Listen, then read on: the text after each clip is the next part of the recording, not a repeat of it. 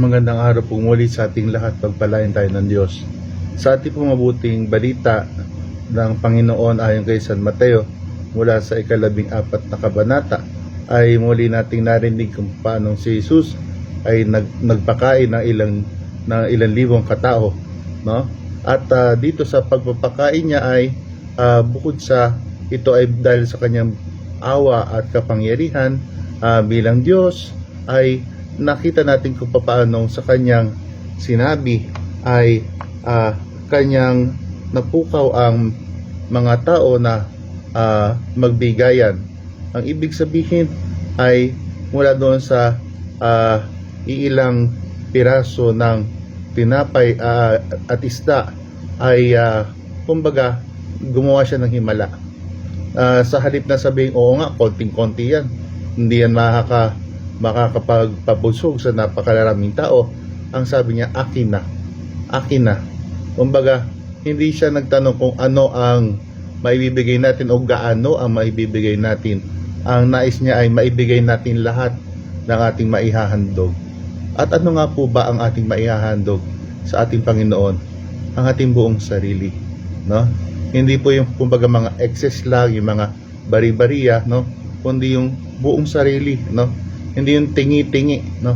Kumbaga sa ating kultura, yung bang buong sarili ay maihahain natin sa ating Panginoon bilang isang napakabangong sakripisyo.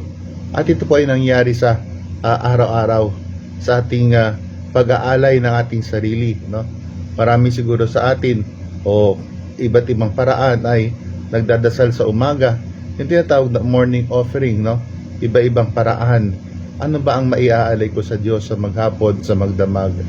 Napakaganda na maialay natin hindi lamang yung ating isip, damdamin, kundi yung ating mga gawain, mga hangarin sa buhay, ang ating schedule, yung ating my day, no? Lahat, ang ating pakikisalamuha, pati yung pagod, pati yung mga struggle natin sa buhay, sa maghapon, may alay natin sa buhay, sa ating Panginoon, sapagkat yan ang kanyang magiging batayan upang gumawa siya ng himala sa ating buhay at sa buhay ng napakaraming mga tao.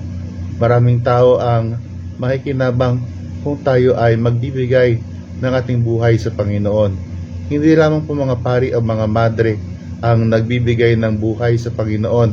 Sana po ay isipin natin na lahat tayo, mga binyagan, ay inaanyayahan ni Jesus na mag-alay ng ating ambag. Pero yung ambag na hindi ibig sabihin ay konti lamang mula sa akin, kundi yung ambag ko ay ang buhay ko. Sabi nga ni San Lorenzo Ruiz, maging libo man ang buhay ko, ito ay aalay ko sa iyo. At sabi din sa ikalawang konsilyo plenaryo dito sa atin ay Pilipinas, ay walang taong mahirap na walang maibibigay, no? At walang taong napakayaman na walang maaaring tanggapin. Kung kaya tayo na at mag-ambag ng ating buhay kay Jesus at sa ating kapwa. Pagpalain tayo ng Diyos.